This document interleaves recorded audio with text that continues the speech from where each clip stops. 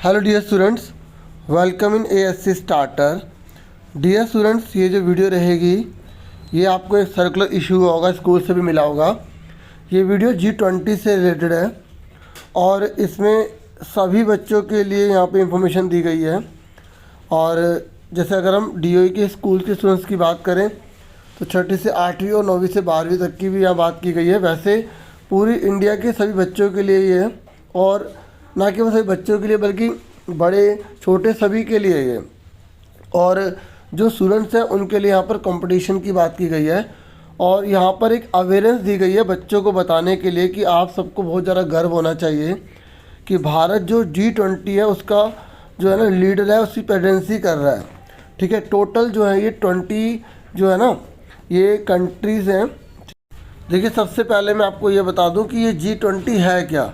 ये जो G20 है ना ये 20 देशों का ग्रुप है जो इंटरनेशनल लेवल पर आर्थिक सहयोग, जिसके अंदर व्यापार करना मतलब ट्रेड, क्लाइमेट चेंज, पर्यावरण में जो परिवर्तन आ रहा है, जो क्लाइमेट चेंज और जलवायु बदल रही है ना उसके ऊपर बात करता है। धारणीय विकास, सस्टेनेबल डेवलपमेंट की बात करता है, हेल्थ की बात करता है, स्वास्थ्य की, कृषि को लेकर बात करता है, एनर्जी ऊर्जा को लेकर बात करता है, पर्यावरण को लेकर बात करता है, और एंटी करप्शन मतलब जो भ्रष्टाचार हो रहा है उसको लेकर भी ये बात करता है।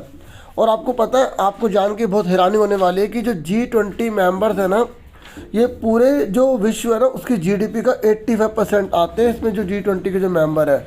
और पूरे देश की GDP मतलब पता है कि जैसे कमाई मतलब ग्रॉस डोमेस्टिक जो प्रोडक्ट होता है उसका 85% पूरे विश्व का इन G20 के पास है। और जो पूरे विश्व में जो व्यापार होता है ना, ग्लोबल ट्रेड, वो अगर इन 20 देशों को जोड़ दिया तो 75% है। और पता है इसकी पॉपुलेशन कितनी है अगर G20 देशों को मिला दी जाए तो पूरे विश्व की 2/3। ठीक है, यानी कि अगर आप इससे 100 से मल्टीप्लाई करते हैं तो लगभग 67% के आसपास पॉपुलेशन इन 20 देशों में है। ठीक है, और पता है भारत इसकी जब प्रेसिडेंसी कर रहा है तो भारत ने क्या इसका स्लोगन दिया, क्या थीम रखी है, वासुदेव कुटुंबकम, one earth, one family, one future. तो इसी के लेकर यहाँ पर भारत पूरा लीड कर रहा है और ये बहुत गर्व की बात है। तो हर बच्चे को इसके बारे में पता होना चाहिए, इसलिए इसको 2 ब्रीफ में बांटा गया है, एक 6ठी से 8वीं और दूसरा 9वीं से 12वीं तक के लिए, ताकि वो इसके बारे में और इन्फॉर्मेशन गेट करें। और इसके बारे में जब वो जानेंगे तो उनको और भी बहुत ज़्यादा गर्व होगा और उनके अंदर भी होगा इनिशिएटिव कि हमें भी अपने देश को और आगे लेकर जाना है। ठीक है, तो यहाँ पर थोड़ा और देख लो, एक रीडिंग यहाँ पर स्टूडेंट्स के लिए दी गई है। 9th, 10th, 11th, 12th के बच्चों को बहुत अच्छे से डीपली यहाँ बताया गया कि G20 क्या है, इसमें कौन कौन सी कंट्रीज़ हैं और ये इसका इतिहास क्या है वगैरह वगैरह। ये कह रहा है कि देखो, मैं शॉर्ट में बता रहा हूँ कि भारत विश्व के अंदर बहुत सारे संगठन बने हुए हैं। जैसे ये बना हुआ है, NAM बना हुआ है, ठीक है, और भी बहुत सारे संगठन बने हुए हैं। जैसे ये आप देख सकते हैं, यूरोपियन यूनियन बना हुआ है, सार्क बना हुआ है, ठीक है, बहुत सारे संगठन बने हुए हैं। तो जिसमें से एक G20 भी है और भारत इसको लीड करके एक तरह से नई जो अपनी जो संस्कृति, अपना जो कल्चर है, ठीक है, और जो डेमोक्रेसी है पूरे विश्व को अपने बारे में बताने का एक मौका जो है ना पूरे विश्व को दे रहा है। और इससे बहुत ज़्यादा हमारे विश्व के बारे में, ठीक है, और हम विश्व को अपने बारे में बहुत कुछ बता सकते हैं। भारत की स्ट्रेंथ वगैरह इससे पता चलेगी, इस तरीके से आपको अवेयर किया जा रहा है।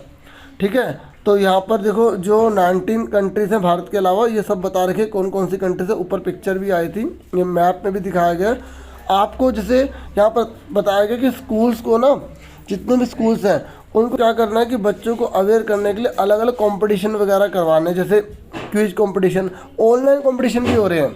ठीक है, अभी ऑनलाइन भी दिखाता हूँ, उसका लिंक भी डिस्क्रिप्शन में दे दूँगा।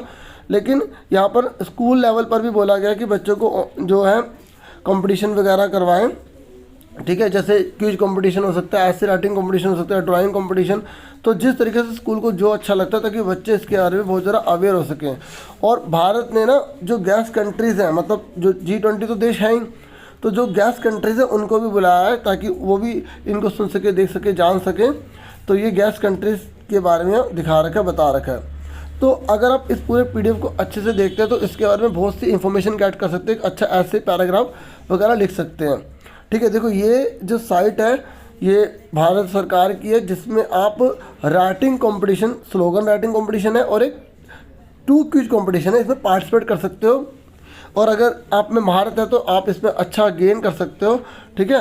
और साइंस एग्जीबिशन भी बात की गई है कि स्कूल्स में अलग अलग जगह साइंस एग्जीबिशन भी चलाएं। साइंस एग्जीबिशन मतलब आप अलग अलग ड्राइंग बना सकते हैं, अलग अलग उसमें चीज़ को दिखा सकते हैं, जिससे दुनिया और जो आसपास के जो लोग आएंगे उसको जान सकेंगे, ठीक है। तो ये मैंने आपको बताया ऊपर 9th का, 10th का, 11th का, 12th का, 6ठी 7वीं 8वीं के लिए भी यहाँ बता रखा है कि उन बच्चों को भी कि 6ठी 7वीं 8वीं के जो बच्चे वो भी देख सकें कि कौन कौन सी यहाँ पर कंट्रीज़ हैं, ठीक है। देखो यहाँ G20 के बारे में बहुत ज़्यादा डिटेल में बता रखा है। यहाँ कन्वर्सेशन दे रखी है, ठीक है, जिसमें कनन है, आस्था है और उसके टीचर है, और टीचर का नाम है मिसेस एकता।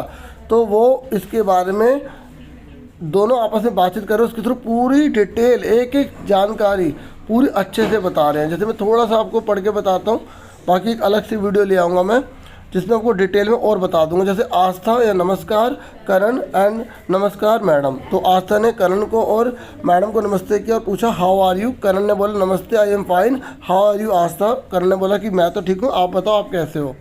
तो मिसेस एकता जो मैडम है उन्होंने बोला नमस्कार आई एम डूइंग वेल, मैं अच्छा कर रही हूँ, हाउ आर यू, तुम सब कैसे हो। तो Aastha madam I would like to know about G20। Madam मैं G20 के बारे में जानना चाहती हूँ, मैंने न्यूज़पेपर में बहुत कुछ पढ़ा, टेलीविज़न में इसके बारे में बहुत कुछ देखा।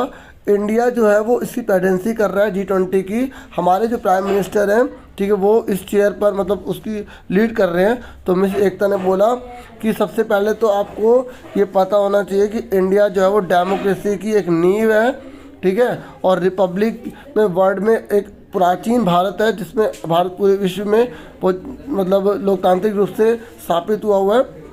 तो ये बहुत बड़ी अपॉर्चुनिटी है कि इंडिया को G20 को लीड करने का बहुत बड़ा मौका मिल रहा है, ठीक है। तो इस तरीके से यहाँ पर पूरा डिस्कस किया गया है, ठीक है। एक अलग से वीडियो लाऊंगा जिससे कि आप और ज़्यादा डिटेल में जान पाएंगे G20 के बारे में।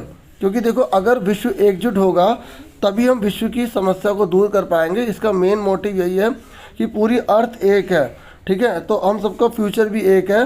तो हमें इस पर बात करनी होगी ताकि हम दुनिया को बहुत आगे ले जा पाएँ। क्योंकि भारत ने अपनी थीम बहुत अच्छी दी है कि पूरा विश्व एक परिवार है, ठीक है, एक अर्थ है, एक फैमिली और एक ही फ्यूचर है। तो और आपको ना लोगों को भी याद रखना पड़ेगा, लोगो भारत का यहाँ पर कौन सा यूज़ हुआ है और उस लोगों की क्या खास बात है। एक एक चीज़ आपको अच्छे से पता होनी चाहिए, ठीक है। मैं आपको लोगों का थोड़ा सा और दिखा देता हूँ ताकि लोगों के बारे में आप जानकर और गर्व महसूस करें, क्योंकि बहुत ही अच्छा लोगो है और भारत के बारे में अपने आप सब कुछ बता रहा है। देखो यहाँ हिंदी में भी लिखा है भारत और इंग्लिश में भी लिखा है इंडिया। और यहाँ पर जो हमारा थीम है वसुदेव कुटुंबकम, one earth one family one future बता रखा है, ठीक है। तो बस यही था अभी इसकी इस वीडियो में।